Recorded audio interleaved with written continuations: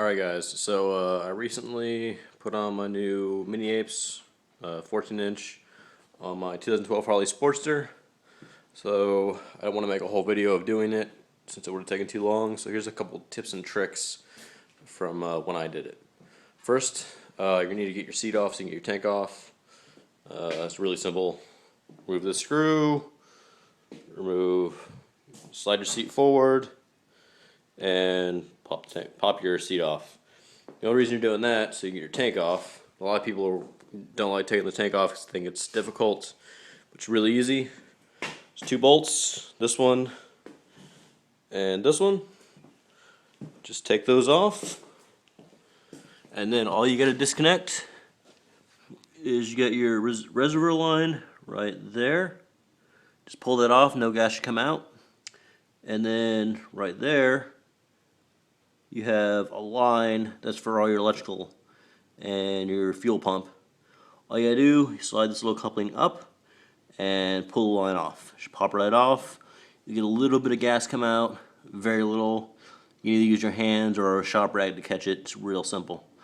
And all you gotta do past that is pull your electrical line, which is this line right here. If you can see, there's a little plug right there. Just pop that plug, pull it off. Make sure all your lines are clear, and then pop your tank off. It only takes a couple minutes. Your gas tank doesn't need to be removed, and it's real simple.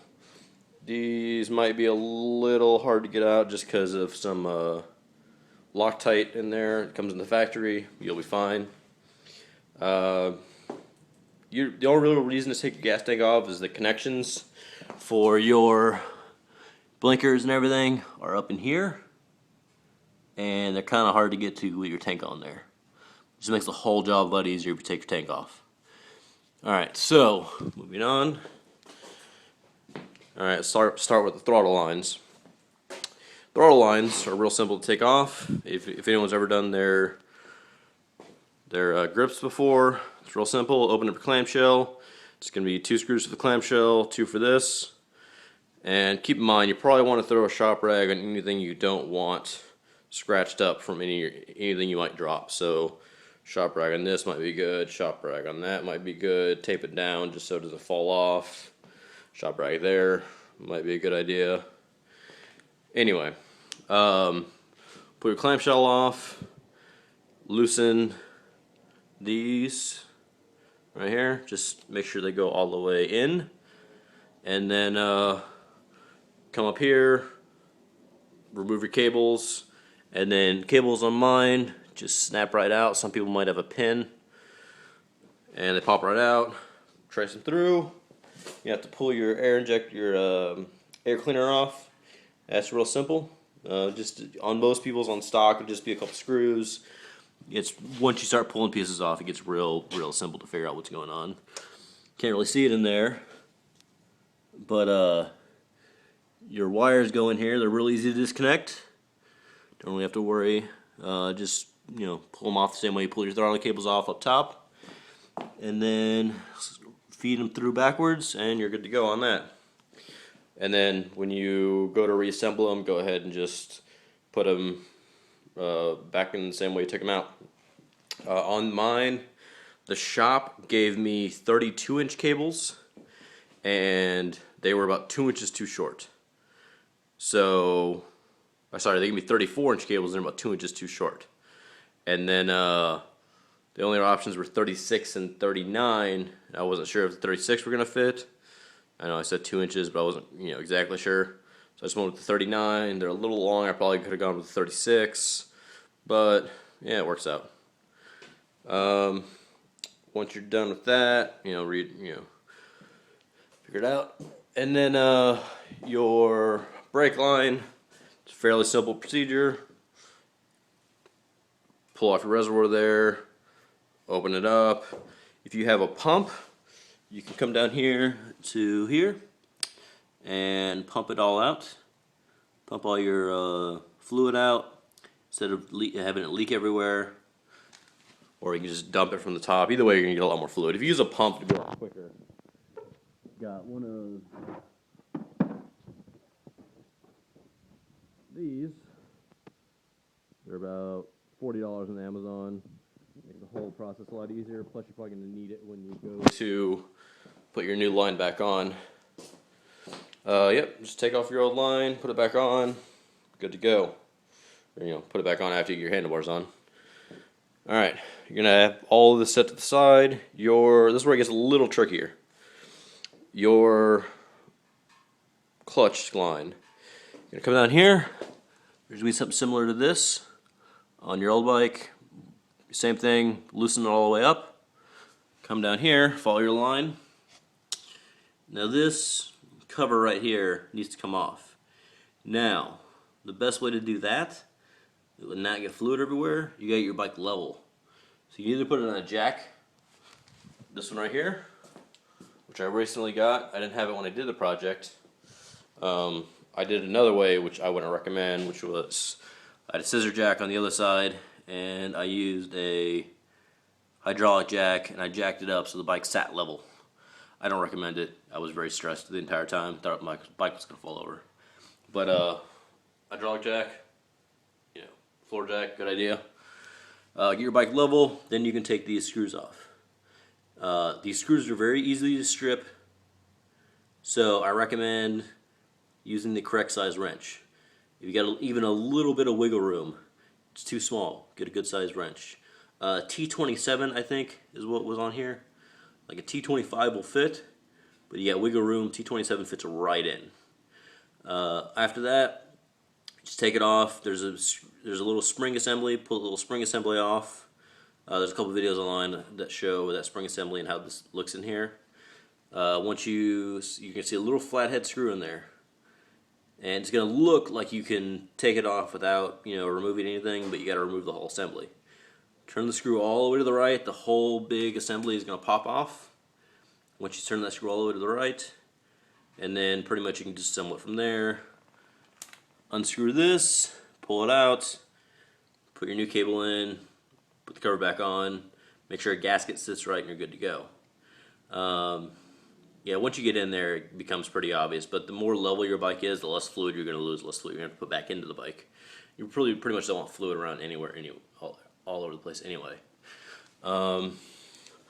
Good point to make, I forgot to say before, so on your air cleaner, when you pull off your air cleaner, you're going to have a big open spot to your engine. It's not really going to open that your throttle's being open, but you might want to cover it with, a rag or some tape or something while your air cleaner's off, just to make sure nothing falls into your intake. Alright, here's the hard part of it, electrical. As you can see, I don't have any electrical wires showing.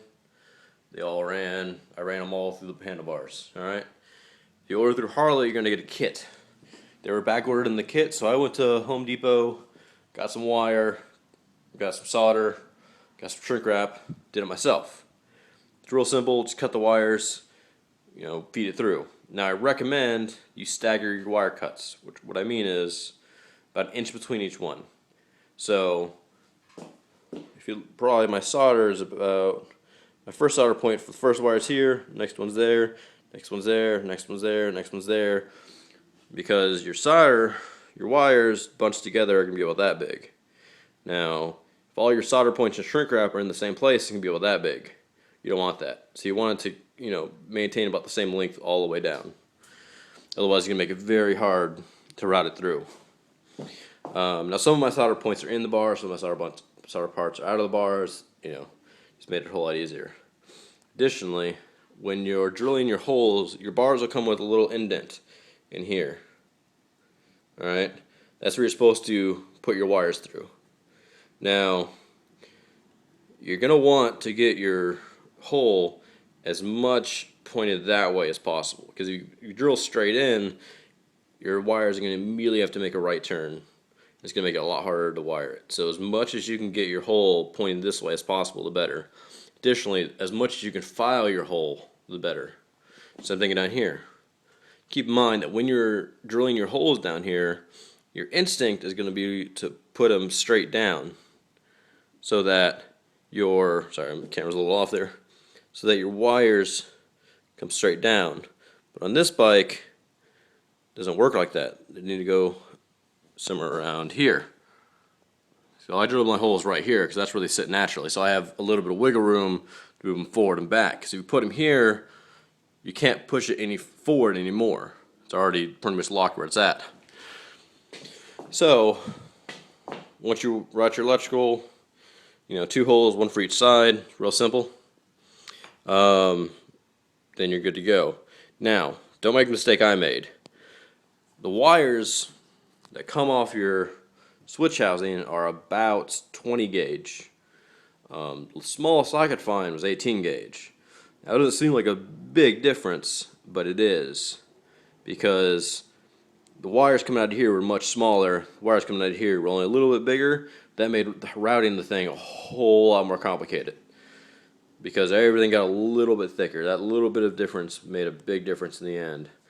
The kit, they're the same size wires, but the ones I got, if you have to do it yourself, get the same size wires so that you're not having the hassle.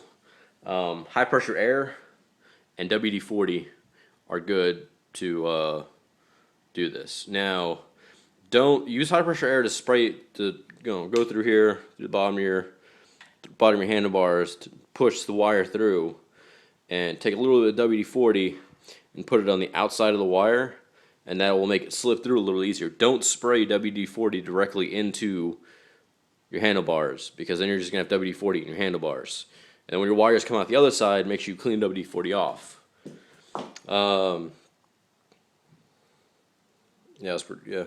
That pretty much covers it.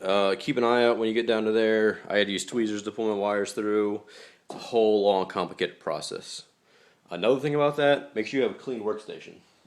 You see, this is my workstation. Alright. When I was working, it looked like this. I didn't lose any parts. I've had this problem before. Real dirty workstation. Got my wires all mixed up. Got real complicated. Clean workstation, you're going to have a lot of screws, a lot of parts are lying around. Want to make sure that you separate your old parts from your new parts. Have a clean workstation, good to go. Basically, once you get your wires run through, your connectors are up in here, behind this little plate right here. It's real easy to move that out of the way once your tank's off. Depends on what you want to do with your turn signals. Most turn signals on your bikes sit right here. I moved mine down here. Just made it a lot easier. Looks a lot better. Harley as a kit, I think it was like $30 to move them down here. You don't even have to change the length of the wire for me. It was the same length of wire. Just pull it off, runs through there. The connector's right there. They're color coded, so one's white, one's black. Connect them back the way they came. It's real easy. Big thing I ran into, once I had everything set, good to go, my handlebars moved around a lot. If I pulled back on it too hard, they moved. Was not cool. Felt a little dangerous. So I read a lot of things. People said, cut up a soda can. People said go get shims. Other people said take a set of pliers. Score your handlebars a little, because the handlebars here, they're smooth all the way across. The one that came off before had grip on them, so they didn't move a lot. Plus, these are real high up, so you have a lot more leverage to pull back on it. I don't like the soda can idea. I don't like the shim idea too much. So what I did was I got some of this. It's a gutter guard. Get it from Lowe's over in the buildings area for like $2 for the whole thing. It's folded up right now. It comes as as a long sheet. But cut off a few pieces like this. About like that. 2 pieces. And then put them on top here. They're under here. Took a little piece of tape just to hold in place while I was putting the, tightening my screws up. And it does a couple things. One, it acts as a shim. 2, it acts as scoring. Gives it a little more bite when you're holding it on there. Now they're on there solidly. So, that is pretty much all I have on this project. If you guys got any questions, feel free to ask.